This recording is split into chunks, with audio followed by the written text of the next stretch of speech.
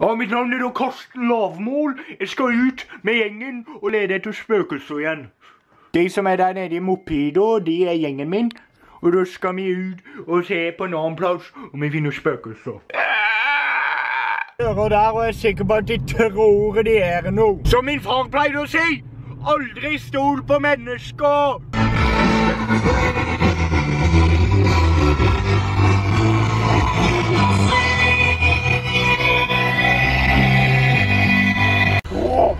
Hallo? Hei! Du tenkte med det nå at bare gå litt opp på hva som skal fortelle noe. Ja, kjør! Ja, da er det jo sånn at vi skal inn på veien sånn inn mot gata. Så skal vi videre til noe som heter så mye så helvete. Ja, ok, ja, jeg skjønner. Ja, faen, så dritt jeg. Ok.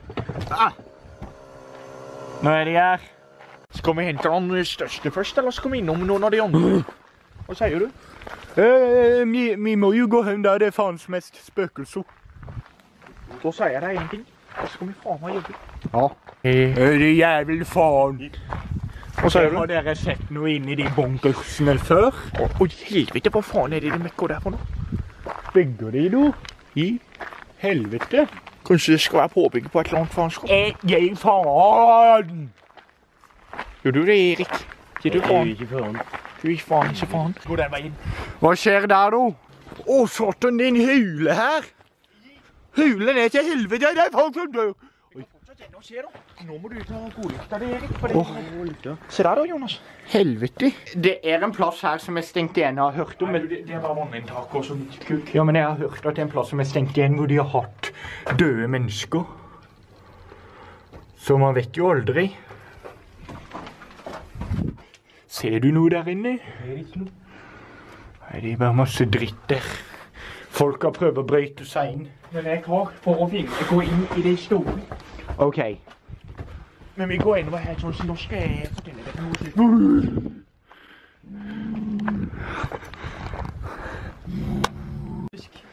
Helvete. Hva sier du? Vi går inn. Vi går inn. Jeg tror faktisk at her er ikke inn, så er vi inne i. Ok? Det er det som er det. Faen. Men, Ok. hva sier du? Inntil Jævlig. Inn til høyre?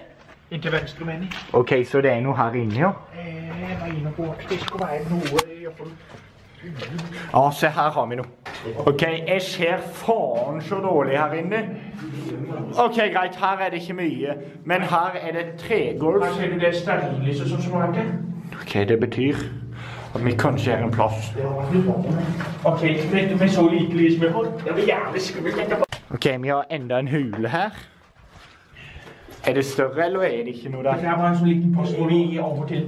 Husk her, jeg var her i mitt forrige liv. Da var det sånn, da satt vi her sånn, runket vi kryss, og så tenkte vi på et rett. Og så var det. Ja. Ok, så vi må inn her, ja. Hva skjer her? Her skjer det ikke mye, her kan vi bare. Det er jævlig mye, hva skal jeg si det? Faen så meget vann! Jeg vet ikke, men det er faen så tøft der inne da, du sier jo faen ikke noe imot det. Jeg fikk faen meg en insekt ned i nakken. Vi kan gå en annen vei, Erik, om du vil det, men det er klær mitt. Ja, er det? Klær mitt, ok. Nei, det er klær mitt. Helvete, Kristian! Du må vente til jeg kommer over til stedet. Greia er det mye mørkere enn dere ser på kamera, folkens. Å, satan. Se på konstruksjonen da. Helvete. Bra jobbet. Jeg synes det er fint det. Det er god. Det er faen meg sykt at jeg har sånn ekte så av inngrepet der hadde sånn der spett på boks og sisten og sånn. Å, fy faen. Sånn er det sånn at der kommer du videre ut der de skal inn nå etterpå. Ok, men da går vi inn der etterpå. Ja, faen! Helvete! Ok da, vi har enda ikke merket til noen farlige saker. Men det kommer vi til å gjøre etterpå i Satans ulykke. Satans ulykke? Faen så god utsikt her nede da. Helvete. Ja, vi er klare. Der nede, der er det faktisk helvete. Det er der det skjer?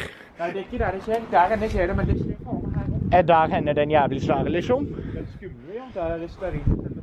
Ok, såpass så. Ok, her er det en inngang. Du skulle ikke er sånn, Jonas. Hva? Search and Destroy-film, hvis vi gikk og skyte kjeikene. Ja, men jeg var ikke her. Nei. Faen, de har låst den. Nei. Men svær lås. Det kunne ikke få det. Du, det var den eneste inngangen inn hit nå. Det er veien vi kom til stå og vi kryper gjennom. Ok, så det er veien inn, den krypeveien? Du må jo bare krype under den lille greia. Ok, vi må høre om vi hører noe. Nei, gjør vi ikke.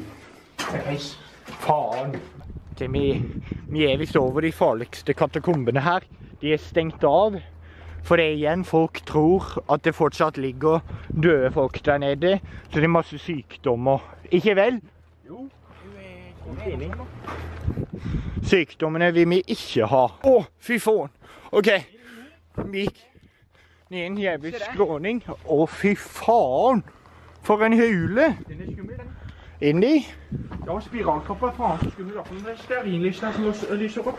Er langt inn? Helvete, ikke en dråpe med hånda. Faen, ta dråper. Gå foran. Du har bedre lys enn meg. Har jeg de? Du har de. Ok, sånn ja. Men du går faen ikke for inn. Det er faen skummelt. Satan i helvete. Ok, hva er det som har skjedd her inne? Er det her folk har brutt opp, og det var her det var folk? Ja, det var her som vi hadde prostatatest. Og sædprøver. Sædprøverommet, ja. Det ligger der nede hos. Det er spiralkopper. Ok. Her. Se på veggen. Hva på veggen? Nei, se. Du ser. Opp ned hos. Hæ?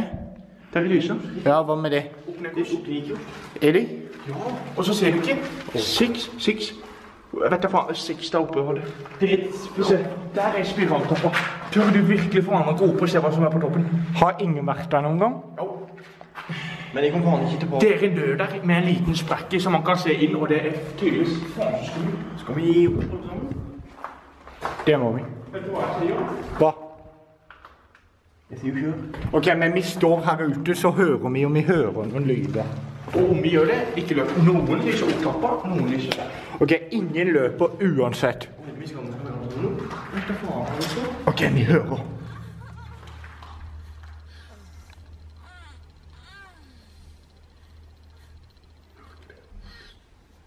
Det høres ut som noen går da.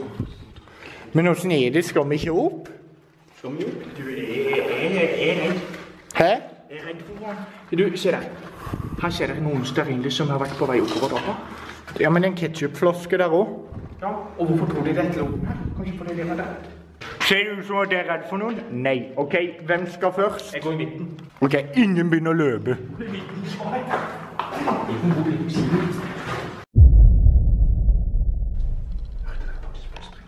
Nei. Her er bare et klubbhus. Håndsvart og jævlig svære edderkopper. Faen! De fikk helt anfall når jeg lyste på dem.